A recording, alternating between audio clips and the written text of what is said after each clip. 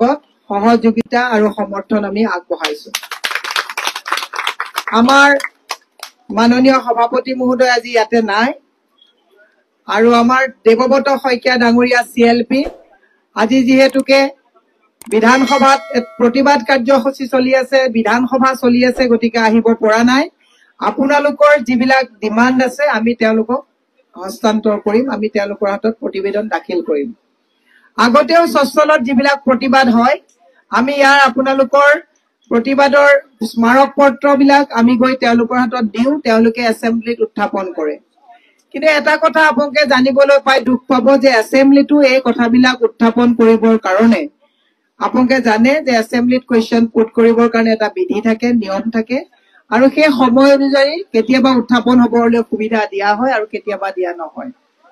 এতিয়া মই বিশেষ দীঘলীয়া নকৈ এটা কথা ক'ব বিচাৰিছো যে এজন মানুহে চাকৰি এটা কৰি অৱসৰৰ পিছত এটা সপোন ৰাখে যে গোটেই দিনটো চাকৰি, গোটেই বছৰকেইটা চাকৰি কৰাৰ পিছত ল'ৰা ছোৱালীক পঢ়ুৱালো, ঘৰ বাৰীৰ ব্যৱস্থা কৰিলো, অৱসৰৰ পাছত পেঞ্চনটো পাই অকমান অন্তত 36 বছৰ বিৰতিৰ পিছত নিজৰ জীৱনটোৰ সকাহ তেতিয়া লয়, বাকী দায়িত্ব বুজি থাকোতেই যায়।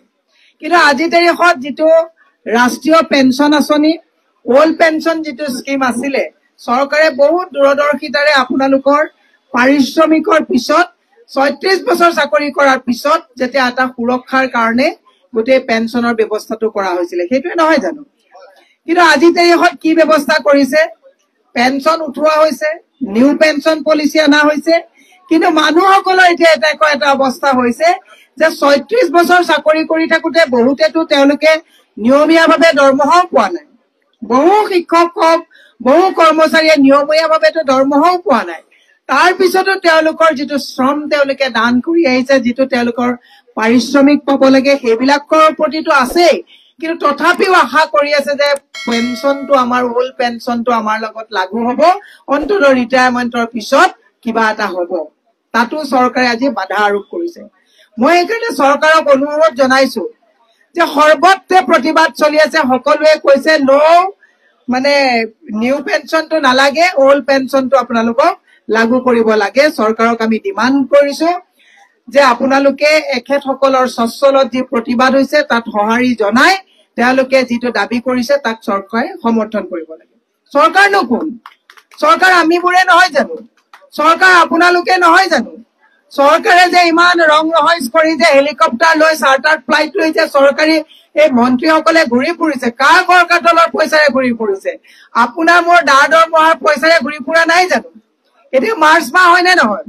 মাৰ্চ মাহত সকলোৰে দৰমহাৰ পৰা টেক্স কাটে নে নাকাটে? কাটিছে।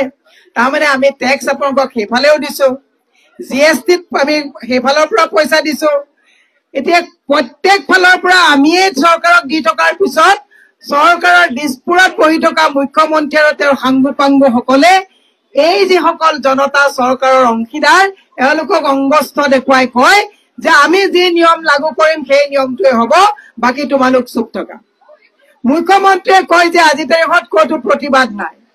সচ্ছলত যদি আপুনি আহে, আজি ওল্ড পেঞ্চন বিচাৰি যিসকলে কৰ্মচাৰীয়ে ইয়াত চৰকাৰী শিক্ষক কৰ্মচাৰীয়ে যি অৱসৰকালীন অৰ্থনৈতিক সুৰক্ষাৰ স্বাৰ্থত প্ৰতিবাদ কৰিছে, সৌফালে পলিটেকনিকৰ আজি শিক্ষকসকলে প্ৰতিবাদ কৰিছে, অনিয়মীয়া শিক্ষকসকলৰ প্ৰতিবাদ, দিব্যাংগসকলৰ প্ৰতিবাদ, APDCLৰ প্ৰতিবাদ, NHMৰ প্ৰতিবাদ, ভূমিপট্টাৰ প্ৰতিবাদ, আজি খাদ্য সুৰক্ষাৰ কাৰণে যিসকলে কৰি আছে তেওঁলোকৰ প্ৰতিবাদ, বুলডোজাৰ লগোৱাৰ বিৰুদ্ধে প্ৰতিবাদ, শুদ্ধ খোৱা পানীৰ বিৰুদ্ধে প্ৰতিবাদ। কোন প্ৰতিবাদ নাই?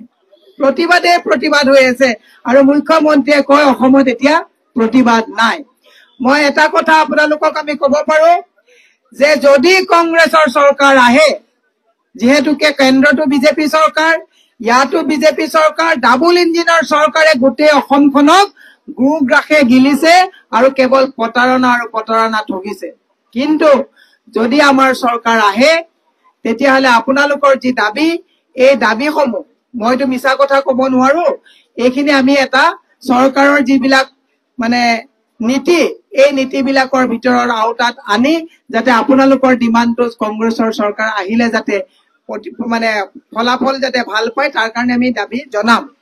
কিন্তু আমি আজি স্বস্থলৰ পৰা মাননীয় মুখ্যমন্ত্ৰীক আমি জনাব বিচাৰিছো যে আপোনালোকৰ ডাবল ইঞ্জিন চৰকাৰে এই সকল কৰ্মচাৰীয়ে যি তেওঁলোকৰ দাবী ন্যায্য দাবী লৈ আজি ইয়াত তেওঁলোকে প্ৰতিবাদ কৰিছে তেওঁলোকক যাতে সেই ন্যায্য দাবীৰ প্ৰতি সন্মান জনাই তেওঁলোকৰ দাবী পূৰণ কৰিবৰ কাৰণে আহ্বান জনাইছো। কিন্তু দুৰ্ভাগ্যজনক কথা আপোনালোকে জানি দুখ পাব এই স্বচ্ছলত মাহত প্ৰতিটো প্ৰতিবাদতে মই আহিব কয় মই আহো, কিন্তু এটা প্ৰতিবাদেও কিন্তু কেতিয়াও ফল ধৰা নাই, কাৰণ গণতান্ত্ৰিক প্ৰতিবাদক এইখন চৰকাৰে নস্যাৎ কৰিছে। এইখন চৰকাৰে গণতান্ত্ৰিক প্ৰতিবাদক নস্যাৎ কৰিছে। গতিকে এইখন চৰকাৰৰ দিনত কিন্তু আপোনালোকে যে কিবা ফল পাব মই কেতিয়াও আশা কৰা নাই, কাৰণ প্ৰতিবাদ কৰি কৰি প্ৰত্যেকে হতাশ হৈ গৈছে। বহু মানুহে বিনা বেতনে ৰিটায়াৰমেণ্ট লৈছে, বহু শিক্ষকে বিনা বেতনে ৰিটায়াৰমেণ্ট লোৱাৰ আগত আত্মহত্যা কৰিছে। গতিকে এনেকুৱা অৱস্থা অসমত হৈছেগে, ধাৰৰ ওপৰত ধাৰ। গতিকে আপোনালোকৰ যাতে মনোবল বৃদ্ধি কৰিবৰ কাৰণে OPSৰ যিটো আপোনালোকৰ ডিমাণ্ড তাৰ প্ৰতি আমি সমৰ্থন জনাই আজি ইয়াত উপস্থিত হৈছো। গতিকে আপোনালোকৰ যাতে মাজত ঐক্যবদ্ধভাৱে একতাৰে থাকে। এইখন চৰকাৰে ব্ৰিটিছৰ নিচিনা ডিভাইড এণ্ড ৰোল পলিচি কৰিব বিচাৰিছে। এইখন চৰকাৰে ভাগ ভাগ কৰি ইয়াত পুলিচে ফটো লৈ লৈ গৈ আছে। ইয়াৰ মাজত 2-4জনক মাতি নি পেলাই তেওঁলোকে মেনুপুলেট কৰি প্ৰতিবাদ বিলাক ঠছ নছ কৰাৰ এটা ষড়যন্ত্ৰত লিপ্ত হৈছে। সেই ষড়যন্ত্ৰত যাতে কোনো লিপ্ত নহয় তাৰ প্ৰতি আপোনালোকেও দৃষ্টি ৰাখিব লাগিব। গতিকে মই বিশেষ দীঘলীয়া নকৰি আপোনালোকৰ যিটো ডিমাণ্ড এই ডিমাণ্ডটো যাতে চৰকাৰে মানি লয়, চৰকাৰক আমি দাবী জনাম। আপোনালোকৰ স্মাৰক পত্ৰ যিখন আছে আজি মই 5টা বজাত CLP মহোদয়ক লগ পাম। বিধানসভাত যাতে এই কথাটো সজোৰে উত্থাপন কৰি আপোনালোকক যাতে আমাৰ ফালৰ পৰা সমৰ্থন দিব পাৰে তাৰ কাৰণে মই তেখেতসকলৰ ওচৰত আপোনালোকৰ স্মাৰক পত্ৰ প্ৰদান কৰিম বুলি কৈ মোৰ বক্তব্য সামৰণি মাৰিছো। গতিকে আপোনালোকৰ লগত আমি পুনৰবাৰ সমৰ্থন জনাই এই প্ৰতিবাদ কাৰ্যকৰীৰ অংশীদাৰী হিচাপে আমি আপোনালোকৰ লগত সহযোগিতা যে 36 বছৰ চাকৰি কৰি থাকোতে বহুতেতো তেওঁলোকে নিয়মীয়াভাৱে দৰমহাও পোৱা নাই। বহু শিক্ষক হওক বহু কৰ্মচাৰীয়ে নিয়মীয়াভাৱেতো দৰমহাও পোৱা নাই। তাৰ পিছতো তেওঁলোকৰ যিটো শ্ৰম তেওঁলোকে দান কৰি আহিছে, যিটো তেওঁলোকৰ পাৰিশ্ৰমিক পাব লাগে সেইবিলাকৰ প্ৰতিটো আছেই, কিন্তু তথাপিও আশা কৰি আছে যে পেঞ্চনটো আমাৰ ওল্ড পেঞ্চনটো আমাৰ লগত লাগু হ'ব, অন্ততঃ ৰিটায়াৰমেণ্টৰ পিছত কিবা এটা হ'ব। তাতো চৰকাৰে আজি বাধা আৰোপ কৰিছে। মই সেইকাৰণে চৰকাৰক অনুৰোধ জনাইছো যে সৰ্বত্ৰে প্ৰতিবাদ চলি আছে, সকলোৱে কৈছে নিউ পেঞ্চনটো নালাগে, ওল্ড পেঞ্চনটো আপোনালোকক লাগু কৰিব লাগে। চৰকাৰক আমি ডিমাণ্ড কৰিছো যে আপোনালোকে এখেতসকলৰ স্বচ্ছলত যি প্ৰতিবাদ হৈছে তাত সঁহাৰি জনাই তেওঁলোকে যিটো দাবী কৰিছে তাক চৰকাৰে সমৰ্থন কৰিব লাগে। চৰকাৰনো কোন? চৰকাৰ আমিবোৰে নহয় জানো? চৰকাৰ আপোনালোকে নহয় জানো? চৰকাৰে যে ইমান ৰং ৰহইচ কৰি যে হেলিকপ্টাৰ লৈ চাৰ্টাৰ ফ্লাইট লৈ যে চৰকাৰী এই মন্ত্ৰীসকলে ঘূৰি ফুৰিছে, কাৰ ঘৰ কাটলৰ পইচাৰে ঘূৰি ফুৰিছে? আপোনাৰ মোৰ দৰমহাৰ পইচাৰে ঘূৰি ফুৰা নাই জানো? এতিয়া মাৰ্চ মাহ হয় নে নহয়? মাৰ্চ মাহত সকলোৰে দৰমহাৰ পৰা টেক্স কাটে নে নাকাটে? কাটিছে। তাৰমানে আমি টেক্স আপোনালোকক সেইফালেও দিছো, GSTত আমি সেইফালৰ পৰা পইচা দিছো।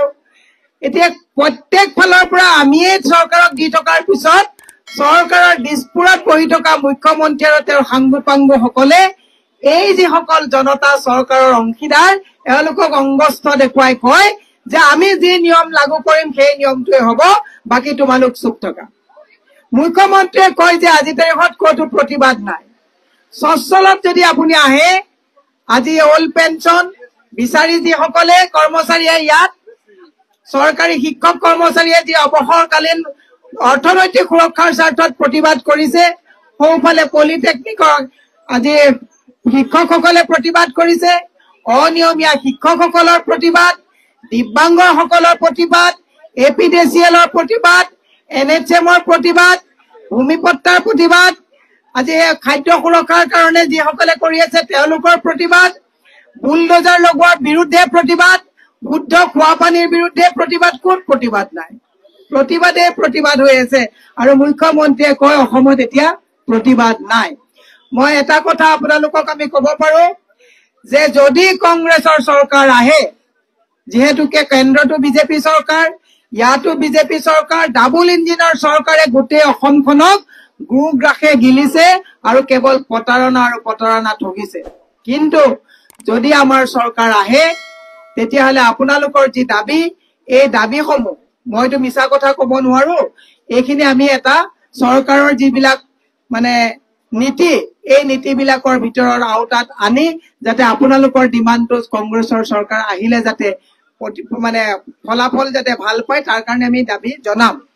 কিন্তু আমি আজি স্বস্থলৰ পৰা মাননীয় মুখ্যমন্ত্ৰীক আমি জনাব বিচাৰিছো যে আপোনালোকৰ ডাবুল ইঞ্জিন চৰকাৰে এইসকল কৰ্মচাৰীয়ে যি তেওঁলোকৰ দাবী, ন্যায্য দাবী লৈ আজি ইয়াত তেওঁলোকে প্ৰতিবাদ কৰিছে, তেওঁলোকক যাতে সেই ন্যায্য দাবীৰ প্ৰতি সন্মান জনাই তেওঁলোকৰ দাবী পূৰণ কৰিবৰ কাৰণে আহ্বান জনাইছো। কিন্তু দুৰ্ভাগ্যজনক কথা, আপোনালোকে জানি দুখ পাব, এই স্বচ্ছলত মাহত প্ৰতিটো প্ৰতিবাদতে মই আহিব কয়, মই আহো, কিন্তু এটা প্ৰতিবাদেও কিন্তু কেতিয়াও ফল ধৰা নাই, কাৰণ গণতান্ত্ৰিক প্ৰতিবাদক এইখন চৰকাৰে নস্যাৎ কৰিছে।